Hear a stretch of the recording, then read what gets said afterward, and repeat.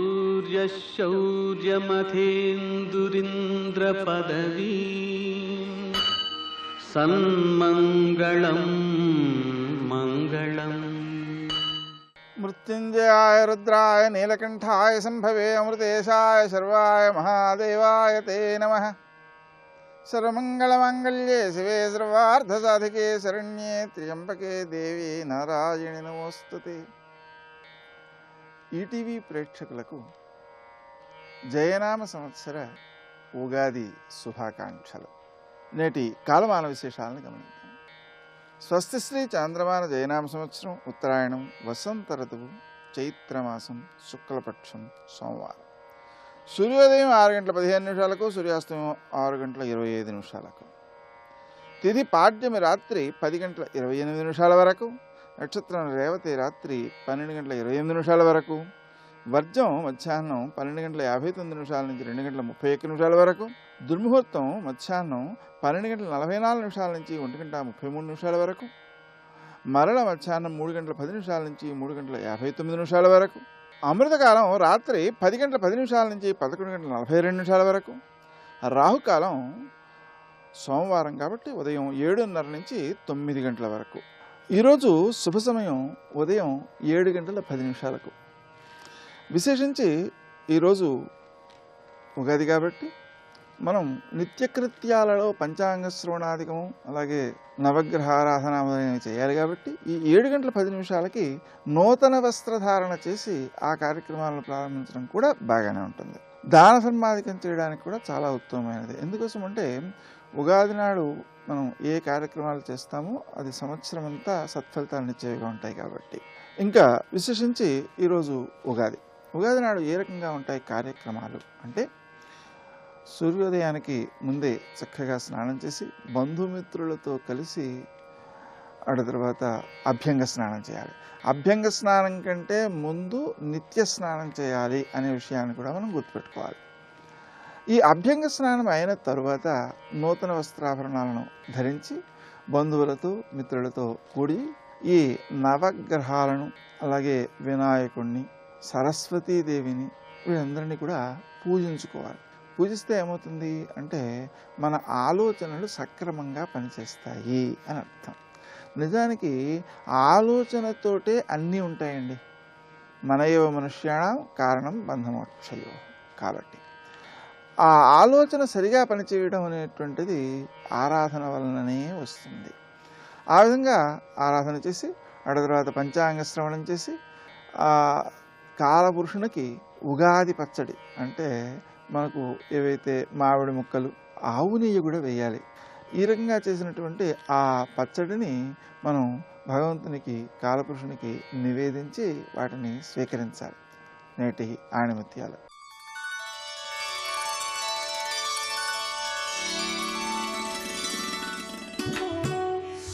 భూమిని ఎక్కడ తవ్వినా నీరు లభిస్తుంది, కానీ సరస్సు ఉన్న చోట ప్రత్యేకంగా తవ్వవలసిన పని లేదు.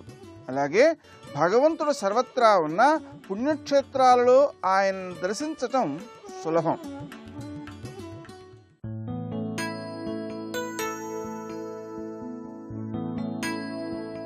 చేసే పనిలో అద్భుతమైన తెలివితేటలు చూపిన, అనంతమైన నమ్మకాన్ని ఉంచిన విజయం తప్పక వరిస్తుంది.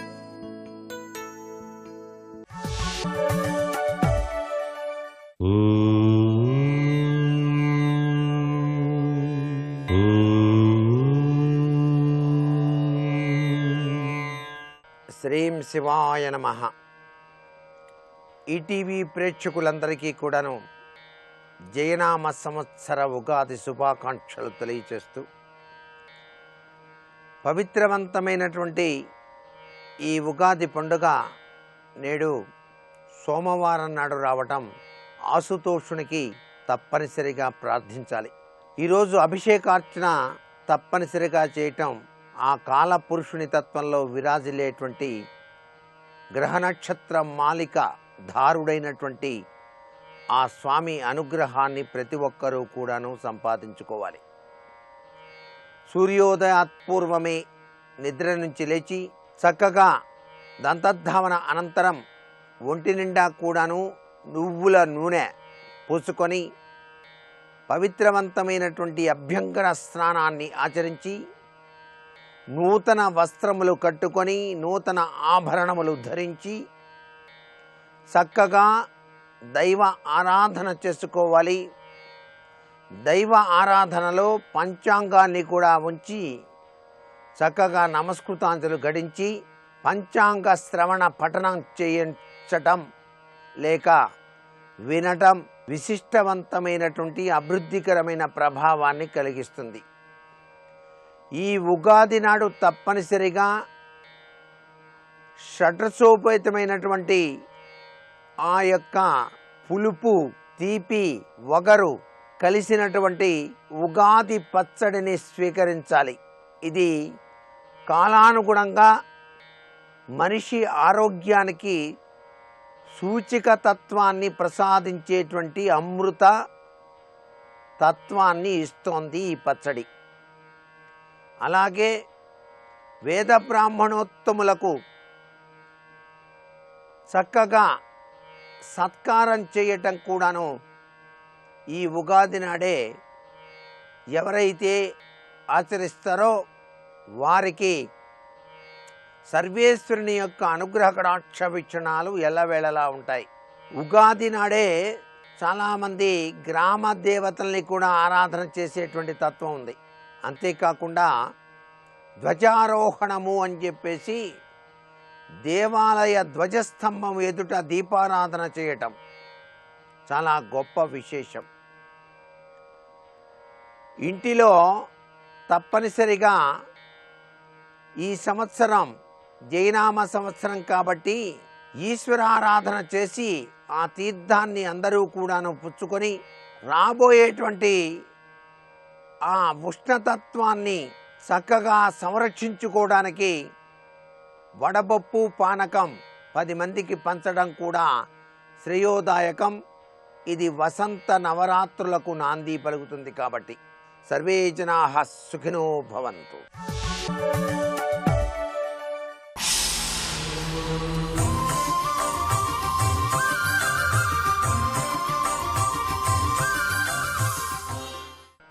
ఈటీవీ ప్రేక్షకులకు జయనామ సంవత్సర ఉగాది శుభాకాంక్షలు. పద్యాల పాదాలు పసగల చెరుకులు పుల్లమామిడికాయలెల్ల ఎతులు వృత్త గాంభీర్యమ్ము క్రొత్తదౌ మిరియమ్ము ఊపునిచ్చడి ప్రాస ఉప్పురాయి వ్యాకృతి ఛందమ్ము వగరైన చేదైన వేపపూతగా నిరూపించుకొనగా 6 రుచుల చేర్పు అద్భుత రస సృష్టి అమృతంభు ఔషధమభ్యుదయము. ఇన్ని ఉత్తమ లక్షణాలున్న తెలుగు పద్యమే మనకు ఉగాది పచ్చడియగు. శ్రేయమున్ పొందుడి మీరలి ఉగాది నుండి పద్యమున్ నిలుపుచున్ గుండెలోన. మీరు ఏదైనా ప్రయాణంలో ఉన్నట్టయితే రైల్లో కానీ విమానంలో కానీ ఈ ఉగాది వేళ ఉగాది పచ్చడి తినలేదే మనం. ఉగాది పచ్చడి తినకపోయినట్లయితే ఆ దోషం మనకి సంవత్సరం అంతా కూడా ఉంటుంది. ఏదైనా ఈ ఉగాది ప్రసాదాన్ని స్వీకరించిన తరువాతే కదా మనం మళ్ళీ భోజనం చేసేది అని మీరు భావించనక్కర్లేదు. ఒకవేళ మీరు రైలులో ప్రయాణం చేయవలసి వస్తే ఒక చక్కని తెలుగు పద్యాన్ని చదువుకోండి. ఆ తెలుగు పద్యాన్ని చదువుకుంటే ఆ పద్యం మీకు ఉగాది ప్రసాదాన్ని స్వీకరించిన ఫలాన్ని ఇస్తుంది. ఎందుకనంటే ఈ పద్యంలో 4 పాదాలుంటాయి. ఆ 4 పాదాలు కూడా 4 చెరుకు గడల వంటివి. పద్యాల పాదాలు పసగల చెరుకులు పుల్లమామిడికాయలెల్ల ఎతులు. ఆ యతి అనే అక్షరమే పుల్లని మామిడికాయ వంటిది. వృత్తగాంభీర్యమ్ము క్రొత్తదౌ మిరియమ్ము. ఆ వృత్తంలో ఉన్నటువంటి ఆ గంభీరమైనటువంటి లక్షణమే ఒక మిరియం లాంటిది కనుక అది కారం అనే రుచిని కలిగిస్తుంది. ఊపు నిచ్చడి ప్రాస ఉప్పురాయి.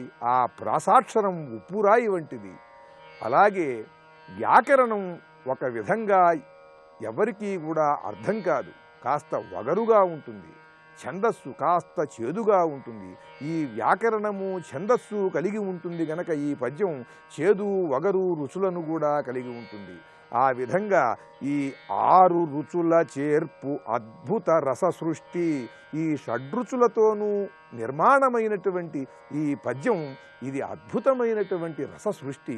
ఇది అమృతంబు ఔషధమభ్యుదయము, ఇది అమృతంలాగా మీకు ఆనందాన్ని కలిగిస్తుంది, దీర్ఘాయువునిస్తుంది, ఔషధంగా పనిచేస్తుంది, మీ జీవితానికి సరికొత్త వెలుగుని కలిగిస్తుంది.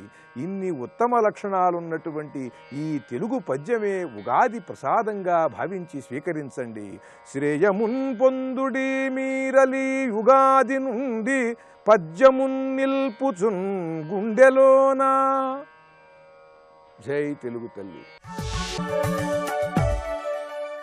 ఓం నారాయణ పరబ్రహ్మ సర్వకారణ కారణం ప్రపద్యే వెంకటేశాఖ్యం తదేవ కవచం మమ సహస్రశీర్షాః పురుషో వెంకటేశः శిరోవతు ప్రాణేశः ప్రాణనిలయः ప్రాణం రక్షతు మే హరిః.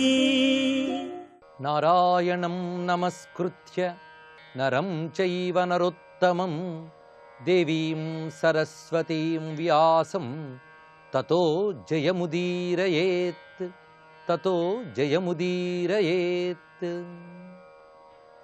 అరుణాం కరుణాతరంగితాక్షీం ధృతపాశాంకుశపుష్పబాణచాపాం అణిమాదిభిరావృతాం మయూఖైః అహమిత్యేవ విభావయే భవానీం. శివాయ గురవే నమః. శ్రీమాత్రే నమః. శ్రీ విష్ణురూపాయ నమః శివాయ. శ్రీ జగదంబాయై నమః. ఈటీవీ ప్రేక్షకులకు జయనామ సంవత్సర ఉగాది శుభాకాంక్షలు తెలియజేసుకుంటూ, ఈ పావనమైన ఉగాది వేళ భారతదేశానికి అన్ని విధముల వైభవము జయము ప్రాప్తించాలని, ధర్మబద్ధమైన క్షేమంకరమైనటువంటి పాలన లభించాలని ప్రార్థన చేసుకుంటూ ఈ వైభవాన్ని స్మరించుకుందాం. ఈ సంవత్సరం పేరే చాలా దివ్యముగా ఉన్నది, జయనామ సంవత్సరం. ప్రభవాది 60 సంవత్సరములు సౌరశక్తిని తెలియజేస్తున్న పేర్లే. ఒక్కొక్క నామంలో సూర్యశక్తి విశేషం ఉన్నది. అలాగే జయం అనేటువంటిది సూర్యభగవాను యందు ప్రకాశించే పరమేశ్వర లక్షణం, మనకిచ్చే అనుగ్రహం. ప్రతివాడు జయం కావాలని కోరుకుంటాడు. అయితే జయం అంటే ఏమిటి? లోకంలో జయముగ్గాక అనే మాట వాడుతూ ఉంటాం. అసలు జయ శబ్దం ఒక మహామంత్రం, సామాన్యం కాదు. అది జయత్యతిబలో రామో లక్ష్మణశ్చ మహాబలః సుందరకాండలో కనబడుతుంటే పెద్ద శబ్దం అది. అలాగే దేవతల విషయంలో కూడా జయతు జయతు అంటూ ఉంటాం. ఏమిటి జయ శబ్దానికి అర్థం? పైగా మహాభారతం ఆది శ్లోకమే జయ శబ్దంతో ప్రారంభమైంది. అయితే సంప్రదాయం తెలియక కొందరు ఏమంటారంటే మహాభారతం ముందు జయ అనే పేరుతో రచించారు, తర్వాత అనేకం చేరి భారతమైందని. కానీ సంప్రదాయ సిద్ధంగా జయం అనేది ఋషుల సాహిత్యానికి అంతటికీ వర్తించే ఒక అద్భుతమైన పదం. నారాయణం నమస్కృత్య నరం చైవ నరోత్తమం దేవీం సరస్వతీం వ్యాసం తతో జయం ఉదీరయేత్. ఇది అద్భుతమైన శ్లోకం. ఈ రోజున ఈ శ్లోకాన్ని పఠనం చేసి ఇందులో చెప్పబడిన వాటిని స్మరణ చేస్తే తప్పకుండా జయం లభిస్తుంది. ఎవరిని స్మరిస్తే జయం లభిస్తుంది, ఎవరిని స్మరించి జయం కావాలని కోరుకోవాలో ఈ శ్లోకంలో చెప్పారు. ఈ శ్లోకం అష్టాదశ పురాణాల్లో ప్రతి పురాణంలో కనబడుతుంది. భారతానికి ఆదిలో రచింపబడింది, భాగవతానికి కూడా ఆదిలో రచింపబడింది. అంటే పురాణ సంప్రదాయంలో రచింపబడిన గ్రంథాలకి ఆది శ్లోకం ఇది. ఈ ఆది శ్లోకంలో ఒక అద్భుతమైన తత్వం దాగి ఉన్నది. దాన్ని పరిశీలించి జయం మనకు కలుగ్గా కానీ పరమేశ్వరుని ప్రార్థన చేసుకుందాం. జయం అనే మాటకి అర్థం ఏమిటి? ముందు అది చూసినట్లయితే గెలుపు అని లోకంలో తెలుగులో మనం అంటాం. అంటే గెలుపు సాధిస్తే జయం సాధించేమని. అయితే దేని మీద గెలుపు? 10 మందిని కొట్టి నేను గెలిచారని చెప్పడమా జయం అంటే? అయితే దేన్ని సాధించాలో దాన్ని సాధిస్తే దానికి జయమని పేరు. అదే సాధించవలసిన దాన్ని సాధించుట జయము, కోరుకున్న దాన్ని పొందుట కూడా జయమే. అయితే కోరుకోవలసిందేమిటి? ఇప్పుడు మనం కోరుకున్నది వేరు, మనకు కావలసింది వేరు. జీవుడికి నిజంగా కావలసింది ఏమిటో తెలుసుకోవాలి. జీవుడికి కావలసింది పొందితే అది జయం. అందుకే పొందాల్సింది పొందే వరకు పుట్టాల్సిందే. అందుకు పొందవలసిన మోక్షం పొందే వరకు మనిషి పుట్టవలసిందే. అందుకు పొందవలసిన మోక్షం పొందినప్పుడే నిజమైన జయం. ఈ రోజుల్లో సక్సెస్ఫుల్ లైఫ్ అని ఒక మాట అంటూ ఉంటాం, కానీ దేనిలో సక్సెస్? ఉద్యోగంలో గెలుపు పొందినంత మాత్రాన సరిపోతుందా? మిగిలిన జీవితం అంతా ఏమిటి? అనేక కోణాల్లో జయం సాధించాలి.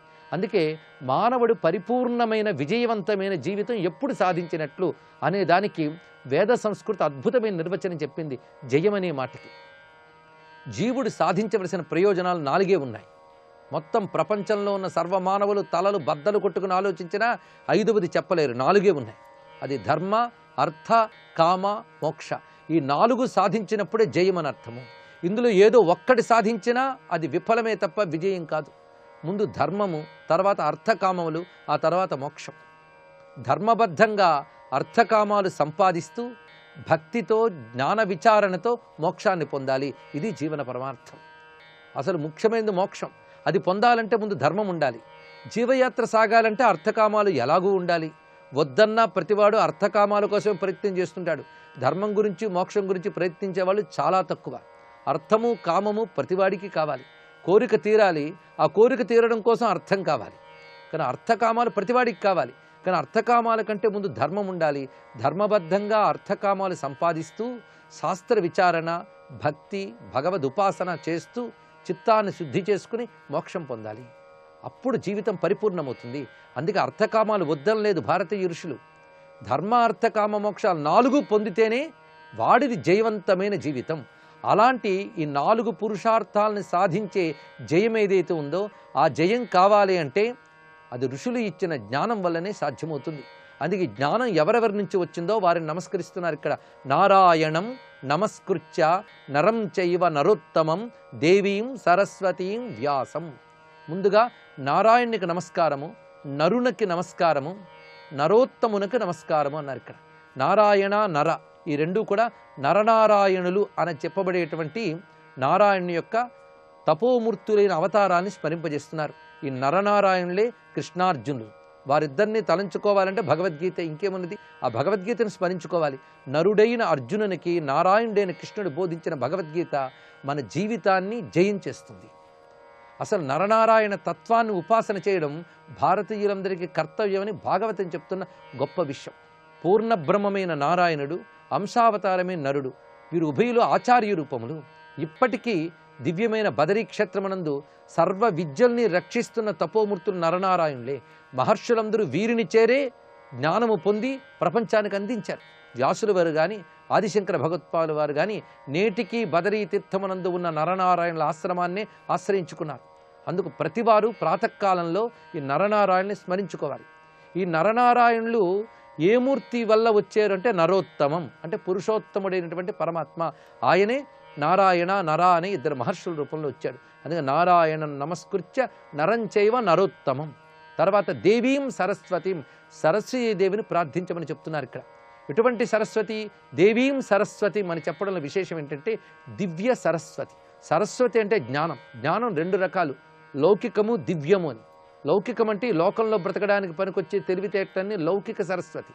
దేవీ సరస్వతి అంటే జ్ఞానాన్ని, ధర్మాన్ని, జీవితం తరించే మార్గాన్ని చూపించే విద్యని దేవీ సరస్వతి అంటారు, దివ్య సరస్వతి అంటారు. అటువంటి జ్ఞానదేవత అయిన సరస్వతి అనుగ్రహం కావాలి.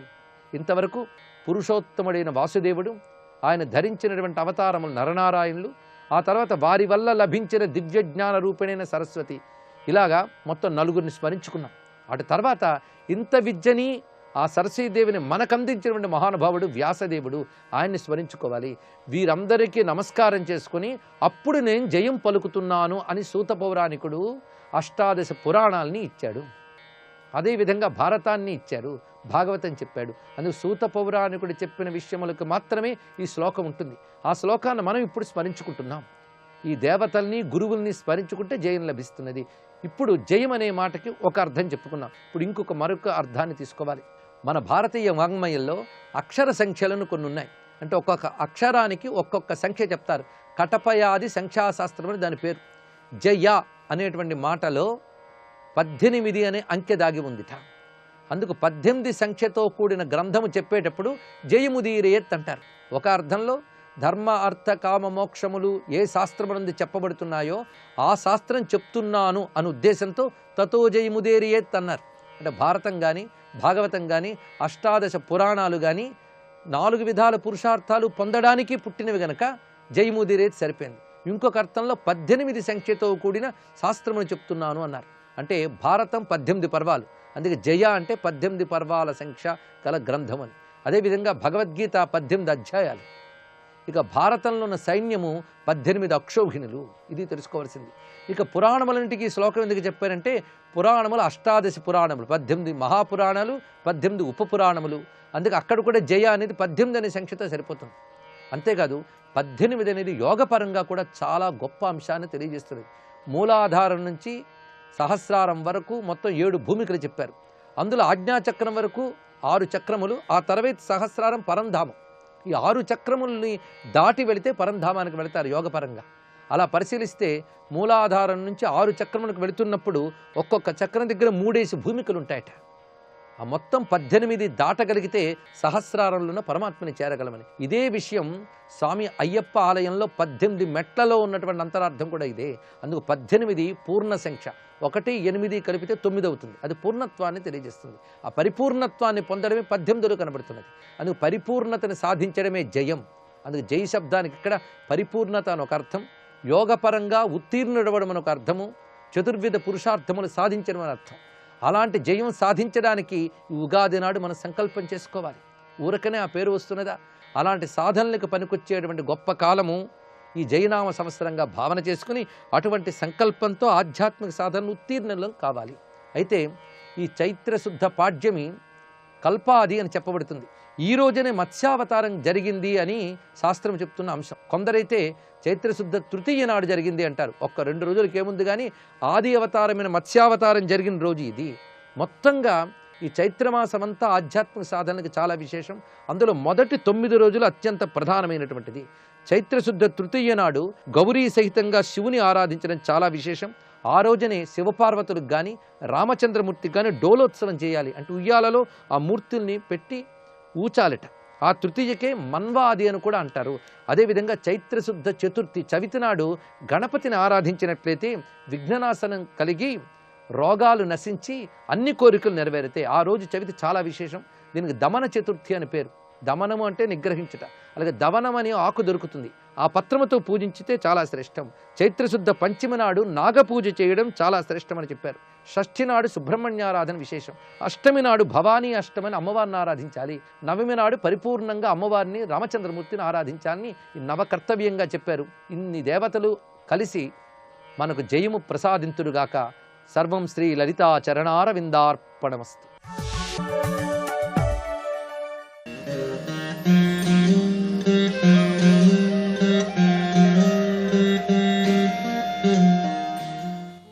ఈరోజు ఉగాది. ఈ శుభ సందర్భాన్ని పురస్కరించుకుని ఈరోజు రంగారెడ్డి జిల్లా చిలుకూరులో కొలువైన శ్రీ బాలాజీ స్వామి వారిని ప్రేక్షకుల ముందుకు తెస్తోంది మీ ఆరాధన.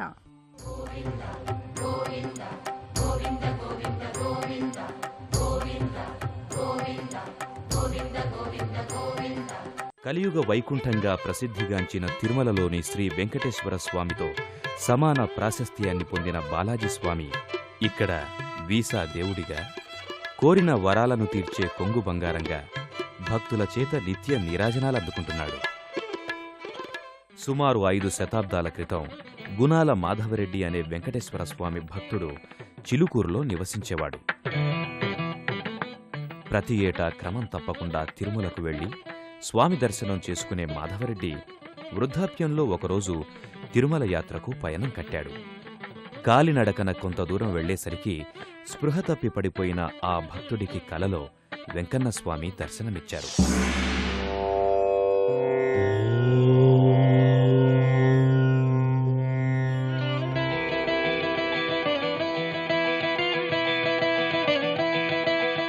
నాకోసం నీవు తిరుమలకు రానవసరం లేదు. పక్కనే ఉన్న ముళ్ల పొదలో ఒక పుట్ట ఉంది. అందులో ఉన్న నా విగ్రహాన్ని బయటకు తీసి జీవితాంతం సేవించు అని చెప్పాడు. అప్పుడు వెంబడే విలేజర్స్ని తీసుకుపోయి ఆ చెట్లంతా కొట్టేసి గడ్డపారతో తవ్వేటప్పుడు గడ్డపార యొక్క మధ్యం భాగం ఆయిపురం దెబ్బదా, కొన భాగం ఛాతీలు దెబ్బదాకింది. ఒకరికి ఆవేశంలో తవ్వే అవసరం లేదు, పాలు పోస్తే కరిగి వస్తాయని చెప్పారు. ఆ కాలం సమృద్ధిగా పాలుండే, పాలు పోసారు, కరిగొచ్చారు, అక్కడనే స్థాపితం చేశారు. పాలతో పుట్టను కరిగించాడు.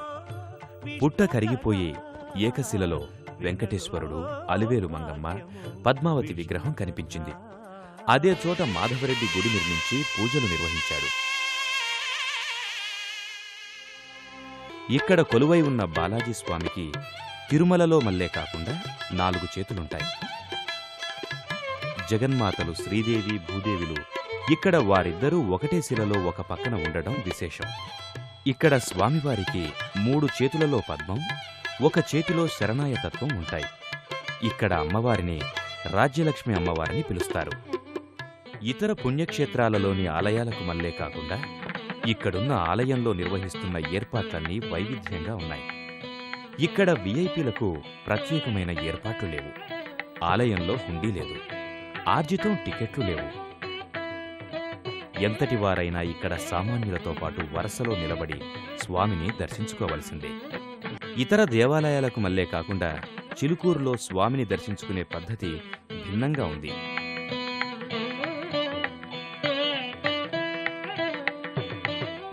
ఇక్కడ బాలాజీ స్వామిని కళ్ళు మూసుకోకుండానే దర్శించుకోవటం విశేషం. అదే ఇక్కడ సంప్రదాయంగా వస్తోంది.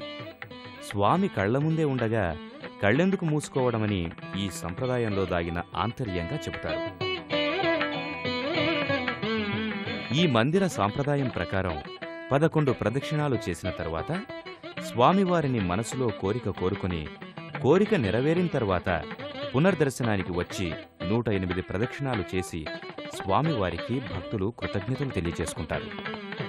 గోవింద గోవింద శ్రీ వెంకటేశాయ నమః అంటూ స్మరించి ప్రదక్షిణలు చేసే ప్రతి భక్తుడు అవ్యాజమైన భక్తికి, అచంచలమైన విశ్వాసానికి ప్రతీకలా కనిపిస్తాడు. ఏదైనా కోరిక ఉండి 11 సార్లు ప్రదక్షిణ చేసి, నాయన నాకు ఈ కోరిక ఉంది, ఈ కోరిక మేరకు అనుగ్రహిస్తే మళ్ళీ నీ సన్నదికి వచ్చి 108 సార్లు ప్రదక్షిణ చేస్తానని మహావిశ్వాసంతో, భక్తితో మొక్కుకుంటే అది పూర్తి అవుతుంది.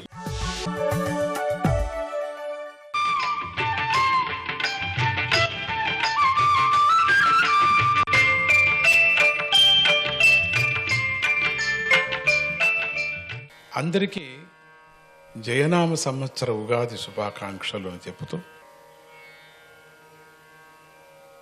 ఉగాది వచ్చిందంటే ఉత్సాహము వృద్ధి చెందుతుంది. ఎందుకంటే వసంత ఋతువు కదా, ఆ చెట్లు చిగిర్చి ఫల సంపదలతో, మంచి సంపదతో శోభాయమానంగా ఉంటాయి కదా, అంతా కూడా కళకళలాడుతూ ఉంటుంది. ఇంటిల్లిపాది సంతోషంగా ఉంటారు అందరూ కూడా. ఇంటి గుమ్మాలు మామిడి యొక్క తోరణాలతోనూ, ఇంటి గడపలు పసుపు కుంకుమలతోనూ అందంగా ఉంటుంది కూడా.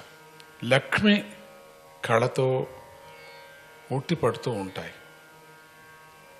ఈ రోజున బ్రహ్మదేవుడు సృష్టిని ప్రారంభించాడు. కాలగణనం కూడా ఈ రోజు నుంచే ప్రారంభమైంది. క్షణాలు తిరిగిపోతున్నాయి, రోజులు కరిగిపోతున్నాయి. కానీ కాలం యొక్క విలువను, ప్రాముఖ్యతను ఎవరూ తెలుసుకోవటం లేదు. కాలాన్ని ఎలా సద్వినియోగం చేసుకోవాలో కూడా తెలుసుకోవటం లేదు. ఈ ఉగాది పండుగ కాలపురుషుడిని, కాలాన్ని, కాలం యొక్క విలువను గుర్తు చేస్తుంది. కాలం యొక్క ప్రాముఖ్యతను తెలుపుతుంది. అందుచేత ఈ రోజున పంచాంగ శ్రవణం ద్వారా కాలపురుషుణ్ణి గౌరవించాలి. ఆయన తెలిపే మంచి చెడులను కూడా సమభావంతో స్వీకరించి నడుచుకోవాలి. వేకువజామునే లేచి శరీరానికి నువ్వుల నూనె పూసుకొని తలంటి స్నానం చేయాలి. నువ్వుల నూనెతో లక్ష్మీదేవి, నీటిలో గంగాదేవి ఆవహించి ఉంటారు కదా, శ్రద్ధతో కనుక స్నానాన్ని ఆచరిస్తే లక్ష్మి గంగామాతల అనుగ్రహం లభిస్తుంది. ఇక క్రొత్త బట్టలు ధరించిన తరువాత సూర్యనారాయణ స్వామికి అర్ఘ్య ప్రదానం చేయాలి, నమస్కారాలు చేయాలి. పూజా మండపంలో పంచాంగాన్ని ఉంచి పూజించాలి. మనం చదవకపోయినా కూడా పూజ అయినా చేయాల. తర్వాత తీపి చేదు పులుపులతో మిళితమైనటువంటి ఉగాది పచ్చడిని నైవేద్యం పెట్టాలి. తీపి వెనుకే చేదు ఉన్నట్లుగా, సుఖం వెనుకే దుఃఖం ఉన్నట్లుగా తెలుసుకొని సమభావంతో జీవించాలని ఉగాది పచ్చడి ద్వారా తెలుసుకోవాలి. పండితులైన విప్రులను పూజించాలి. ఆ పండితులైనటువంటి విప్రులను మాత్రం ఇంటికి పిలిచి మనం పూజించాలి. వారికి కొత్త వస్త్రాలను ఇవ్వాలి. వారి ద్వారా భవిష్యత్తును గురించి తెలుసుకోవాలి. మంచి కాలం చెడు కాలం గురించి తెలుసుకోవటం వల్ల ఎప్పుడు ఎలా ప్రవర్తించాలో తెలుస్తుంది. ఆ సమయాలలో ఏమి చేయాలో కూడా బాగా తెలుస్తుంది. విపత్తుల నుండి తట్టుకునేందుకు కాలపురుషుడు పంచాంగం ద్వారా శుభాశుభాలను తెలిపి మనల్ని అనుగ్రహించాడు. దీనిని మనం సద్వినియోగం చేసుకోవాలి. భవిష్యత్ కాలంలో రాబోయేటువంటి ఫలాలను దృష్టిలో ఉంచుకొని తగినట్లుగా నడుచుకుంటే ఇబ్బందులను అధిగమించవచ్చు కూడా. ఈ జయనామ సంవత్సరంలో సంవత్సర ఫలాలు గొప్ప ఆశాజనకంగా లేవు. కానీ నిరుత్సాహం పడవలసిన పని లేదు. అభివృద్ధి కుంటుపడుతుంది. అప్పుడప్పుడు అట్లనే ఉంటాయి కదా, చీకటి వెలుతురులాగా. అందుకని మనమేం బాధపడాల్సిన పని లేదు. అన్ని రంగాల్లోనూ లోటు కనిపిస్తూ ఉంటుంది అన్ని చోట్ల. దైవాన్ని నమ్ముకొని నడిస్తేను, దైవం మీద భారం వేసి పనులు చేస్తేనే మంచిది అని బాగా అర్థమవుతున్నది. కర్తవ్యమే దేవుడు. ఈ సంవత్సర నవనాయకుల గురించి తెలుసుకుందాం. రాజు మంత్రి రెండు పనులు కూడా చంద్రుడే చేస్తున్నాడు. సేనాధిపతి, అర్ఘాధిపతి, మేఘాధిపతి సూర్యుడు, సైన్యాధిపతి గురువు, ధాన్యాధిపతి కుజుడు. అంటే సస్యాధిపతి సైన్యాధిపతి కూడా అవుతున్నాడు గురువు. ధాన్యాధిపతి కుజుడు, రసాధిపతి శని, నీరసాధిపతి బుధుడు. ఈ నవనాయకులలో 4 శుభులు, 5 పాపులు ఉన్నారు. అంటే దుఃఖాన్ని కలిగిస్తుంటావారు అప్పుడప్పుడు. మళ్ళీ వీళ్లే ఇంకొక సంవత్సరం శుభాన్ని కలిగిస్తారు కూడా. కనుక అశుభానికి ఆధిపత్యం లభించింది అని బాగా తెలుస్తుంది. కొంచెం కష్టకాలమేమో అనిపిస్తుంది అప్పుడప్పుడు. అనిశ్చితి, నైతిక విలువల క్షీణత, కలహాలు, కుతంత్రాలు, కల్మషాలు మొదలైనవి పెత్తనం చెలాయిస్తూ ఉంటాయి. ఈ విపత్తుల నుండి తట్టుకోవటానికి పూర్ణ భక్తితో భగవంతుణ్ణి ఆరాధించడమే ఉత్తమం. ఇక పూజలు, వ్రతాలు, యాగాలు, దానాలు వంటివి భక్తి శ్రద్ధలతో చేసినట్లయితే శక్తి లభిస్తుంది. మానసిక శక్తి లభిస్తే దేన్నైనా గెలిచొచ్చు. దాన్ని మీరు సైకలాజికల్ అనుకోండి, హిప్నోటిజం అనుకోండి, మీ ఇష్టం వచ్చిందనుకోండి. మానసికమైన ధైర్యం దొరికితే ఏదైనా జయించవచ్చు. మనోధైర్యాన్ని నింపుకోవటం. అందుకని పూజలు, వ్రతాలు, యాగాలు, దానాలు వంటివి భక్తి శ్రద్ధలతో చేసినట్లయితే మాత్రమే శక్తి ఫలము లభిస్తుంది. భక్తి లేక ఎవరో చెప్తున్నారని చేయటము, లేకేదో చేయకపోతే ఏమవుతుందో అనే భయంతో చేయటము, ఏం చేస్తే ఏమవుతుంది, అన్నీ చేస్తున్నా ఇదొకటి చేయటంలే అనుకొని చేయటము, ఇట్లా చేస్తే ఫలితం దక్కదు, కానీ టైం వేస్ట్, డబ్బు వేస్ట్. ఇక కష్టాలను తట్టుకునేటువంటి యుక్తి చూసారా, శక్తి కాదు యుక్తి లభిస్తుంది అన్నారు ఇటువంటివన్నీ చేస్తుంటే. శ్రీ ఆది గురు దత్తస్వామి ఆ కాలపురుషుల అనుగ్రహంతో అందరికీ బలము శక్తియుక్తులు లభించి జయం కలుగుగాక అని ఆశీర్వదిస్తూ హ్యాపీ న్యూ ఇయర్ మళ్ళీ మీ అందరికీ శుభాన్ని ఇస్తూ, ధైర్యాన్ని ఇస్తూ, మనకు పరమాత్ముడు ఎప్పుడు సృష్టించినవాడు మననేమి చేయడు అనే ఒక ధైర్యంతో, మనకు కీడు చేయడు అనేటువంటి ఆ కీడు చేసేవాడి కన్నా రక్షించేవాడే శక్తివంతుడు అనేటువంటిది జ్ఞాపకం పెట్టుకుందాం. మనం చాలా శక్తివంతుడు అటువంటి స్వామిని మనం నమ్ముకుందాం. జయ గురుదత్త, శ్రీ గురుదత్త, జై శ్రీరామ. ఉగాది కోకిలా జయ జయ జయ విశాల చిత్కలా జయ జయ జయ జయ ఉగాది కోకిలా జయ జయ జయ జయ విశాల చిత్కలా జయ జయ జయ జయ ఉగాది కోకిలా జయ జయ జయ జయ విశాల చిత్కలా జయ జయ